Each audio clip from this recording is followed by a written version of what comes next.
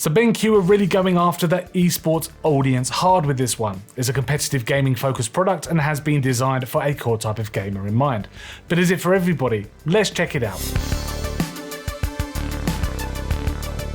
So this monitor is called the Zowie XL2586X, and I mean, look, let's quickly talk about its design because it looks like an absolute dumpster fire for a 2024 gaming panel. Its bezels are large, it's got that grey powder coating that reminds me of those early 2000s monitors, it's chunky except the base of course, and it just doesn't look nice. It's got a handle on top of the stem for carrying it around, and it tilts, swivels, and is height adjustable. All the cables plug straight into the back rather than on an underside, which makes it easy to set up and take down, much like if you were to carry this panel to a LAN tournament, for example. You have got 3 HDMI 2.1 ports, 1 DisplayPort 1.4 port, which requires DSC for that 540Hz goodness it comes with, and it's got these ugly wings which are meant to reduce the glare from hitting the screen and to give some privacy screening if you're at a tournament, so the person you're sitting next to, if an opponent, can't look at your screen easily. Now BenQ has branded this monitor as an esports panel, which has got me wanting to talk about who this monitor is actually for, because I can't really see the monitor being mass adopted by gamers. And to be honest with you, the monitor is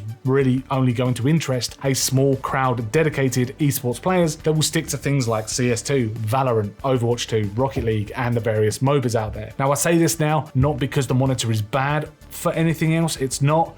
I say it because I don't think the masses will even have a powerful enough rig to run more demanding games at a consistent 540 FPS to get the most out of this monitor, of course making its price tag even worth it in the first place. And now the OLED panels are getting faster, with 480Hz on the way and burning becoming less of an issue, it's really start targeting a small niche audience. Take Counter-Strike 2 for example. It's a pretty lightweight game, right? It doesn't require much of a spec to get super high frame rates, or really so I thought. Now I've got a Ryzen 7 5800X paired with a 4070 Ti and 64GB of RAM, and I had to set my graphic settings to 720p and my preset down to low to even maximize the number of frames possible, and unfortunately it just didn't get anywhere near that 540Hz mark. And it was the same with Valorant and Rocket League as well. Sure, I got a bit closer to the 540Hz target, but I was still way off, especially with Valorant, and what makes it worse, I had to drop these games' graphical settings down so low that they just became really jagged, and Rocket League just looked extremely flat and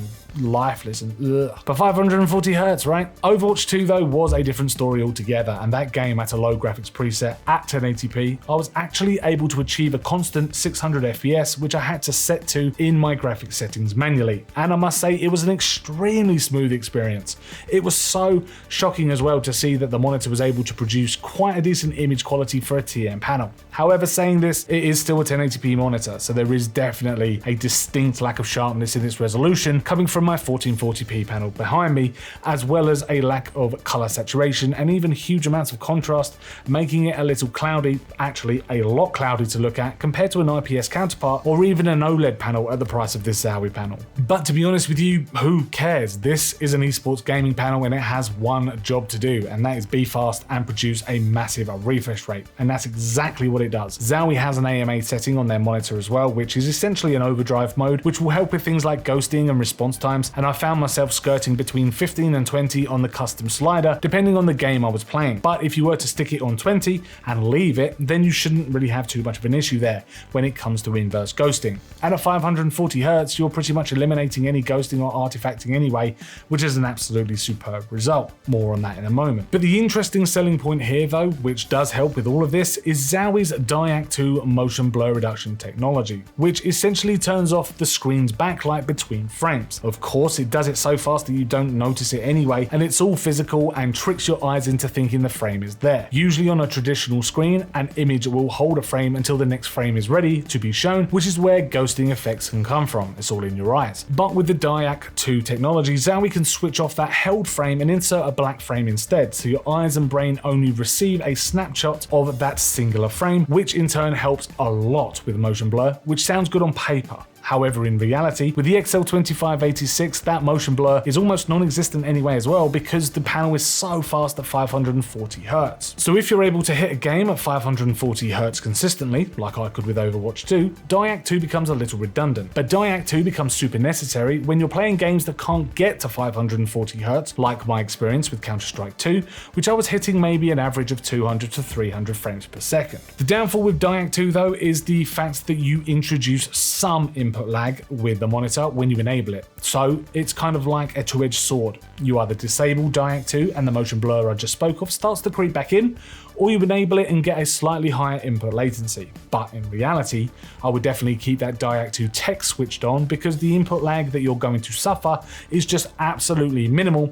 It's just non-existent really for the benefits that you will miss out on if you don't turn on DyAc 2. In terms of benchmarking the monitor though, I wasn't really hugely impressed with the results I received. But again, I can't stress this enough. It is a gaming esports panel, so who cares at this point? But I thought I'd run through it anyway. It did a good job at producing a clean 100% sRGB color gamut, but it did fall down on the Adobe RGB P3 and NTSC color gamuts, coming in at 90% or around that point. But no one's buying this panel to edit photos and videos anyway. Color uniformity wasn't bad at 50% brightness, with a hotspot showing in the middle left-hand side of the panel. But at 100% brightness, things got real bad towards the bottom left-hand side of the monitor. And luminance uniformity at 50% brightness saw a drop off in the bottom left, while at 100% brightness it was more even across the panel. Color accuracy on its FPS1 preset hit a delta E of 5.25, though on its standard preset this came down to 2.5. So still not the best I've seen, but not bad at all. At its peak brightness, the Zowie hit a peak of 304 nits, which isn't bad at all, and a contrast ratio of 920:1, which again for a TN screen is alright. It's passable anyway. The different profiles can be set up for different situations, and there is an included puck controller that can be used to hot swap your profiles on the fly, depending on the game you're playing. So if, for example, you want to set your reds a little higher and make enemies stand out on Overwatch 2 a little bit more, then you can set it to profile 1, and then have profile 2 as your Valorant profile, and so on and so on. There is also even a service that you can download from the Zowie website called XL Settings to Share, which enables you to share profiles, download different user profiles, and save them for a later date. So I have some thoughts about all of this, and if it's the monitor for me. The Zowie XL2586 is a £1,200 monitor here in the UK right now. Okay, it might be a little bit cheaper somewhere that I've not seen yet, but either way, it is a huge chunk of money. And for a casual gamer such as myself, I couldn't really recommend this panel, because you're going to be far better off getting yourself some absolutely astounding 1440p HDR, all the bells and whistles OLED type monitor to immerse yourself into gaming. I can't say that I noticed a huge amount of difference to my gameplay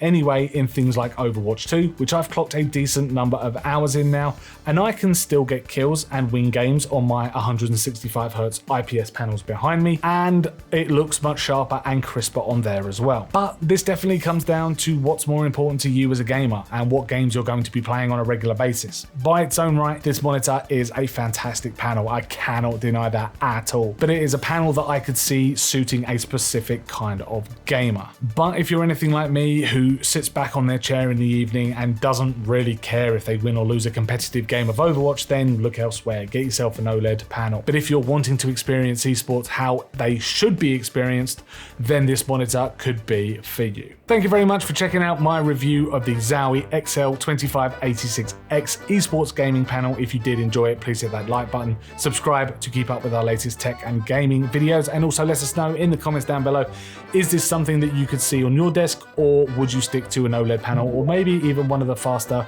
480Hz high refresh rate OLED panels coming in the future? As I say, thanks very much for watching, and we will see you in the next video.